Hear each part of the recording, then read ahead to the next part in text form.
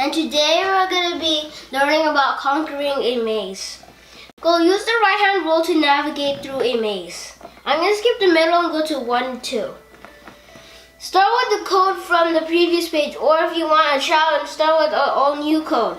2. Adjust your code so that your character follows the right hand roll through the maze until reaching the gem.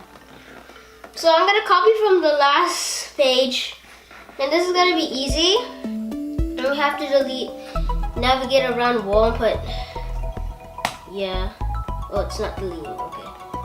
So first I'm going to delete the if, and then we're going to also delete the toggle switch.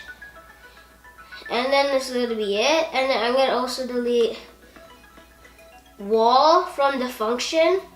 This is kind of, okay, so I'm going to delete wall and put maze, because we're actually going through a maze. We're not going through a wall. And then we're going to close switch. Instead of that, I'm going to delete that and put is on gem. After this, we're going to put navigate around maze.